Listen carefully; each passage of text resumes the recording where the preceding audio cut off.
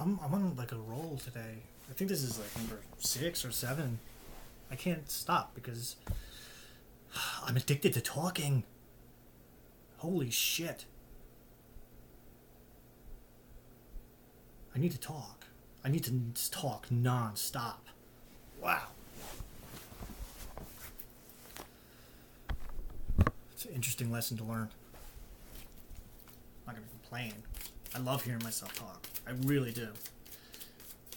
And if anyone ever watches these things and you want to argue and tell me how I'm wrong, go fuck off. Because listen, this isn't about being right or wrong. This is about just me talking. If you want to talk and tell people what you think, go ahead. I don't give a shit. You don't have to think the same thing as me. Think whatever the fuck you want. It's not my life.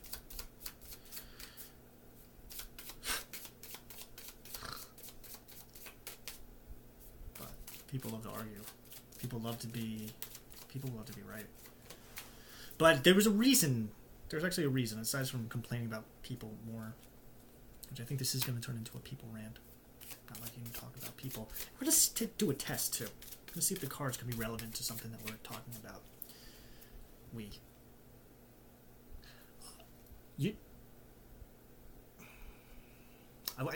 I don't normally tell people this, but I refer to myself as we. I used to, when I was like everyone else, we'll call it. When I was like everybody else, doing work and hating myself and hating my life. I used to do those things. But as I was reconciling and changing my past, I still haven't really gotten into how to do that, have I? One of these days, when I'm ready.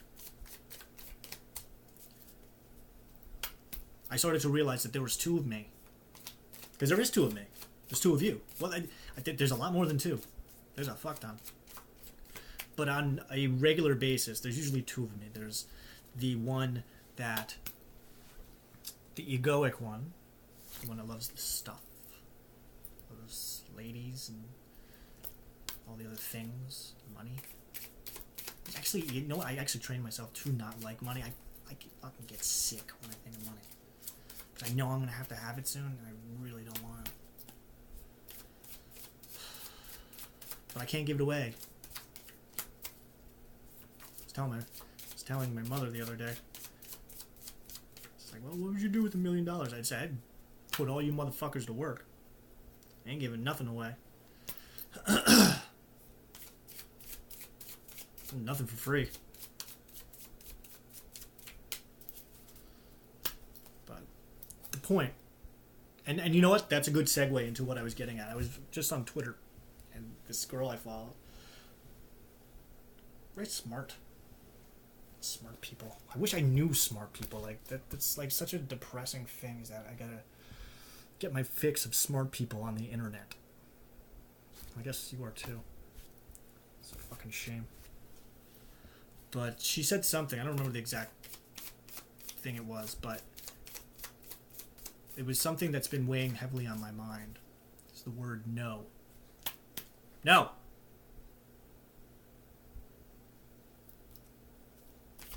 Can you go to the store for me? No.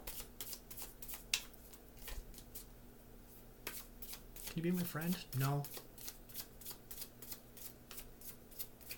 Can you give me some of your $1 million? No. I don't even say no to people. Because we don't do that. We don't do that very often at all. And it's an experiment that I plan on doing in my own life. I have some theories. This is gonna fucking suck. That people don't hear no enough. And because of that, I'm gonna have to teach them how to learn to say no. So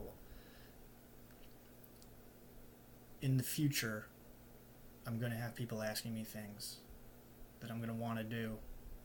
I'm going to have to tell them no to prove to them a point.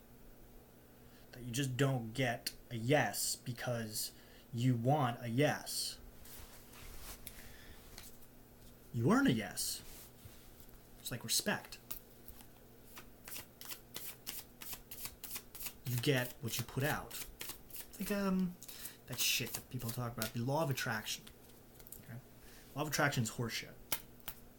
My opinion. Think about it. Something comes to you. Yeah, you know what? In a sense, remember what I said before? Every truth is a half lie, and every lie is a half truth. There is some truth to the law of attraction, manifesting, and all that crap that people love to fucking talk about. Okay, it just doesn't happen. Think about the people who are actually saying those things.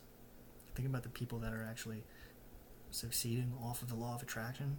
They're getting the things that come to them. You know why they're getting the things to come to them? They're getting the money to come to them because you're giving it to them, stupid. They're manifesting you giving them the money, so they're telling you the things that you want to hear to trick you into thinking that those things are going to happen to you. Because they're not.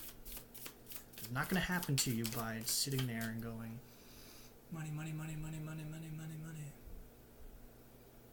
Money, money, money, money. No. No, you have to go out and you have to get it on your own. You have to put the work into it. And you know what? It's not that hard, because sometimes the work is no more than sitting on a bed talking to people all fucking day. Sometimes it's that easy. There's a lot of work that goes into it beforehand. Teaching yourself how to break barriers down. We saw in that last video. Teaching you to do the things that you're afraid of. Talking a video. People that may or may not be listening. Doing things that are scary. Make this a quickie.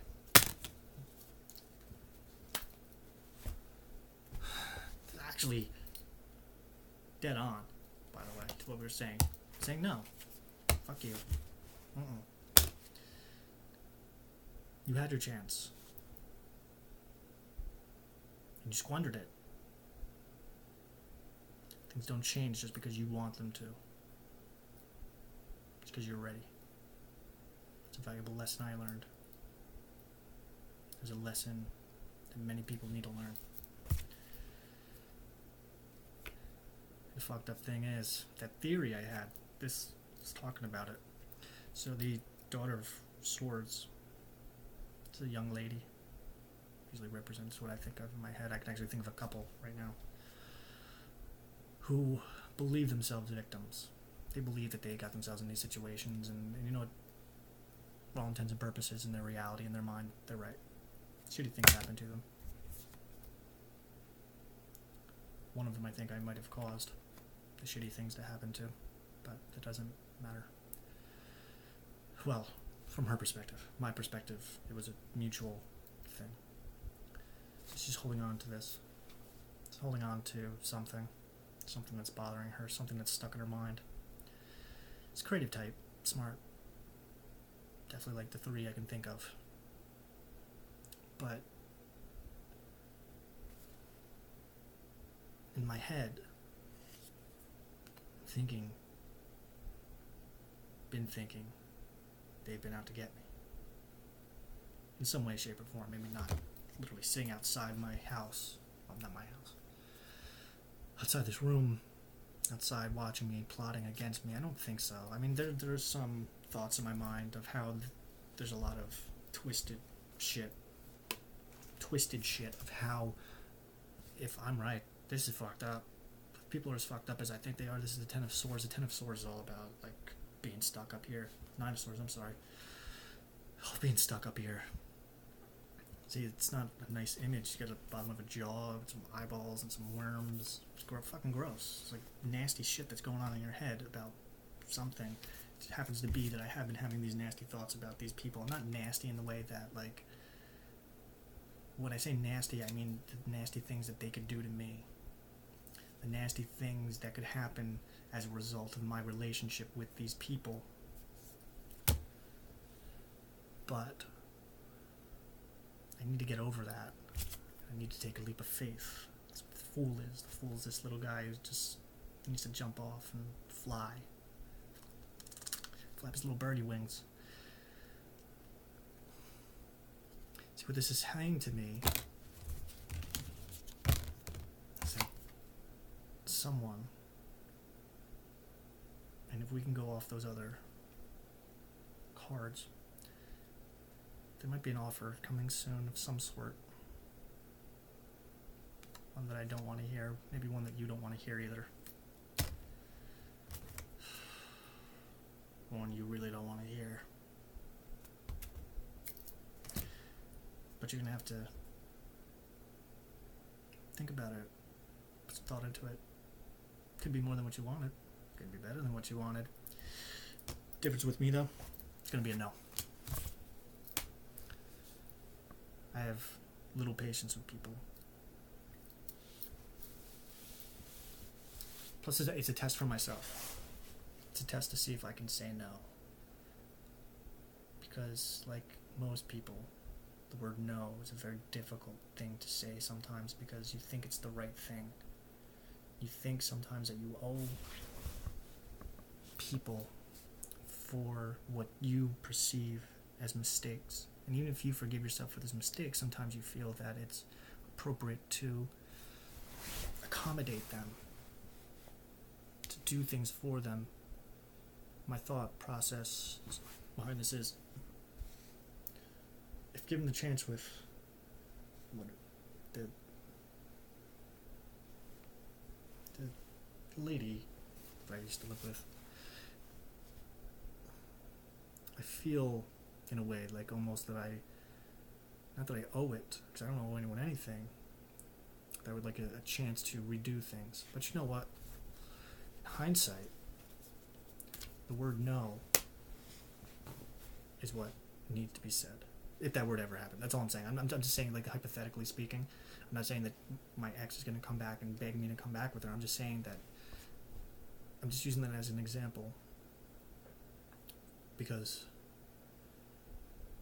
even if it's not her and one of whoever, the many people I talk to, just like I said before, those cups and those fucking things, it doesn't mean exactly what the book says. It could be anything. It could be an offer. It could be a job offer. It could be lots of things. Sometimes we jump on opportunities when they show up, thinking that they're going to be the only opportunity that we get. But I have this other belief. It's another theory. If you pass up on something better come around to replace it. But I also think that karma gives us the opportunities to make up for mistakes that we had in the past. So the question would be, what do you want to have? Do you want to have the old and busted, or do you want to have the new hotness? I'm thinking of Men in Black 2, when they went to the car. New hotness, old and busted. That can be interpreted the wrong way. But it's a thought.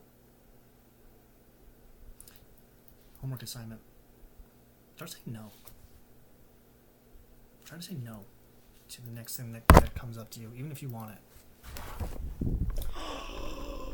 Oh. I'm gonna make a bet. We're gonna make a bet. We're gonna make a bet.